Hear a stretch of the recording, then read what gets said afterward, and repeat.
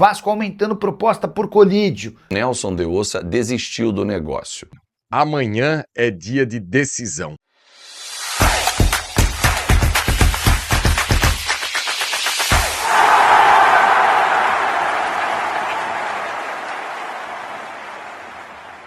Fala aí pessoal, sou Jorge Nicola, bem-vindos a mais um vídeo do canal. Sempre bom ter vocês por aqui, sem perder tempo, pedir para deixar like, se inscrever no canal e ativar as notificações. E o Vasco aumentou sua proposta para contar com o Colídio, atacante do River Plate que pode atuar como ponta ou como centroavante. O jogador de 26 anos de idade havia sido alvo de uma primeira proposta por empréstimo. O Colídio aceitou se mudar para o Brasil, o River Plate recusou. Agora o Vasco oferece a compra em definitivo por 5 milhões de dólares, referentes a 50% dos direitos econômicos. Resposta do River Plate deve vir nos próximos dias, mas à pressa do Vasco, porque há hoje uma necessidade urgente em trazer pessoas, atletas que possam fazer gol.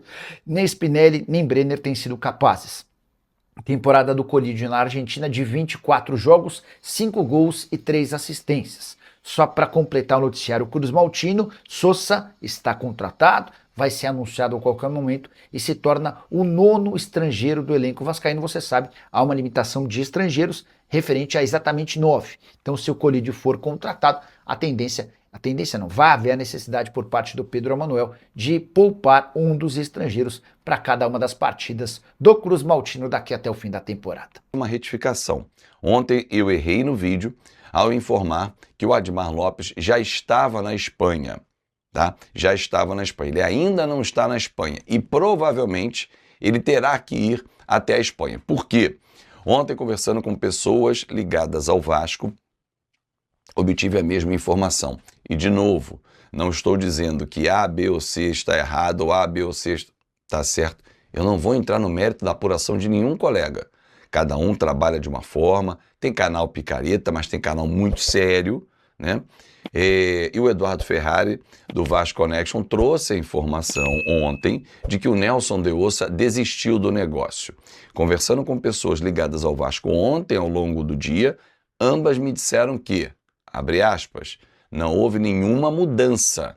A negociação prossegue e ela é arrastada sim, porque o técnico Manuel Pellegrini não está querendo liberar o atleta, tenta convencê-lo, mostrar da sua importância, as posições em que ele vai atuar nessa temporada. Por isso, o Vasco está levando mais tempo nessa negociação, que já ultrapassa praticamente um mês, para fechar. E pode ser que o Admar tenha que ir à Espanha para convencer e sacramentar.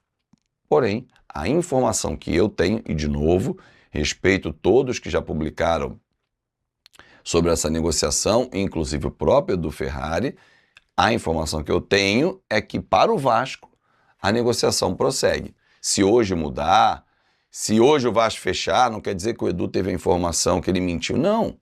A fonte pode ter dado para ele uma informação errada ou ter dado uma informação antecipada. Problema nenhum, às vezes ele conhece alguém e é assim que funciona. Você conhece alguém do staff, o cara fala assim, ó, ele não vai não, esquece. Falei com ele hoje, vai ficar aqui no Bet. O Vasco ainda não sabe dessa informação. Então eu trago a informação do lado de quem está negociando e dou, né, o crédito para quem é. Então, torcedor vascaíno, amanhã é dia de decisão. Dia de jogo grande em que vários detalhes podem fazer a diferença.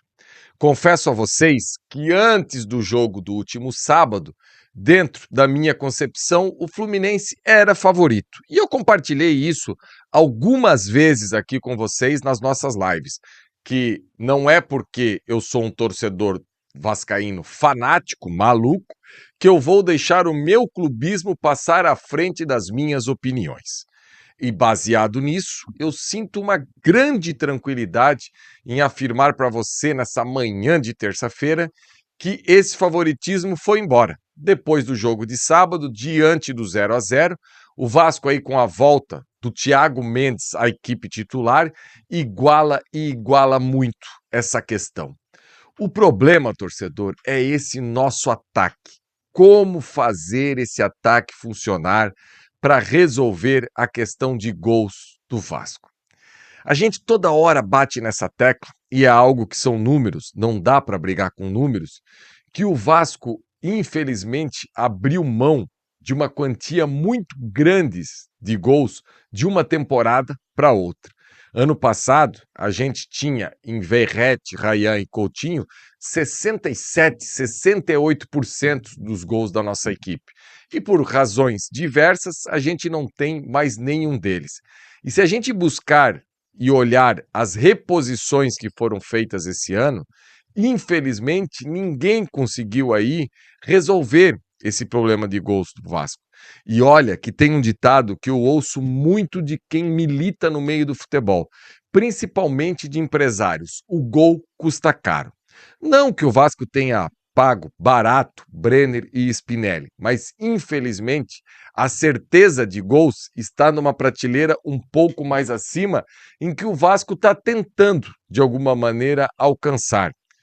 Ontem à noite, o Flávio trouxe aí a possibilidade do Brian Rodrigues, que não é um artilheiro nato, mas ajudaria muito essa equipe do Vasco, sem dúvida nenhuma. O Vasco que está buscando aí algumas contratações no mercado. Ontem teve a possibilidade aí do Joaquim para ser esse zagueiro. O De Ossa ainda tem a possibilidade, o Vasco ainda está tentando, e tem aí o que está mais próximo de todos, parece que por 50% dos seus direitos econômicos, o Vasco está tentando fechar aí com o Facundo Olídio, esse jogador do River Plate. Jogador que me causa qual termo eu posso utilizar aqui? A curiosidade de entender de que maneira ele pode encaixar nessa equipe do Vasco.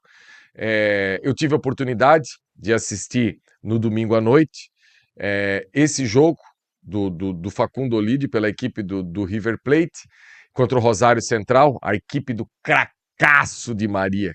Que jogador de futebol é o Di Maria! Um jogador realmente acima de qualquer possibilidade que a gente vá falar aí do que é um craque na concepção da palavra. E eu fiquei em dúvida aí como utilizar esse Facundo Olídio, porque ele me parece que não é nenhum ponta e também não me parece que é um 9. Fica no meio do caminho ali como se fosse o tal do segundo atacante, que hoje o futebol brasileiro aí tem muita dificuldade de achar encaixe. Quem sabe um técnico europeu possa achar encaixe. Lembrando que o Facundo Olídio não é um jogador de bobeira. Se você quiser fazer a pesquisa aí, o rival estava atrás dele há 6 meses atrás. O Grêmio também estava atrás dele, fez proposta e tudo mais. Mas enquanto esses jogadores não chegam, a gente precisa pensar no jogo de amanhã. E qual seria a melhor equipe para trabalhar? Olha, torcedor, eu vejo que o técnico Pedro Emanuel tem muitas possibilidades diante de não certezas. Vamos lá, o que eu quero falar com isso? Do meio para frente, a gente tem muita dificuldade de machucar o adversário. A gente tem o Andrés Gomes, que a bola vai nele e a gente tem que rezar pelo cognitivo para que ele consiga achar a melhor solução quando ele está com a bola nos pés. Aliás, foi algo que eu queria até ter conversado ontem à noite na nossa tradicional live, porque ele saiu mancando domingo. Será que vai estar 100% amanhã? Deus queira que sim, que possa fazer um bom jogo no Maracanã. Mas diante disso, como fazer esse encaixe? Eu vou passar para vocês aqui várias possibilidades. Primeira delas, um meio de campo com a volta do Thiago Mendes no lugar do Ramon Rick. Então você monta um meio de campo com Jair, Tietê e Thiago Mendes. Eu acho que fica um meio de campo ok. Muita gente vai falar da questão do Barros no lugar do Tietê, mas eu acho que o Pedro Emanuel, como ele falou na última coletiva, ele não quer dar essa bola para o Fluminense e não quer partir para a trocação com o Fluminense. Então, com Tietê, Jair e Thiago Mendes, ele tenta ficar um pouco mais com a bola. E esses parceiros lá na frente, quem pode ser o melhor parceiro para o Andrés Gomes, tanto jogando centralizado como jogando na ponta direita? Aí, meus amigos, é algo que ninguém até agora teve rendimento. Rojas por dentro não teve rendimento. Adson na direita não teve rendimento. David também não correspondeu 100% no último jogo. Spinelli tem muita dificuldade com a bola. Brenner, infelizmente, a jogada desenha na sua frente, apesar de ter uma qualidade com a bola nos pés, mas me parece que está travado, não quer pisar na área. No finalzinho do último jogo, o português, mostrando a sua indignação, colocou uma dobradinha na lateral direita, só que foi por 2, 3 minutos. Será que pode aparecer uma dobradinha aí no jogo da quarta-feira? Todas essas possibilidades que eu estou trazendo para você aqui, torcedor, nessa manhã de terça-feira, eu não consigo descaracterizar de nenhuma.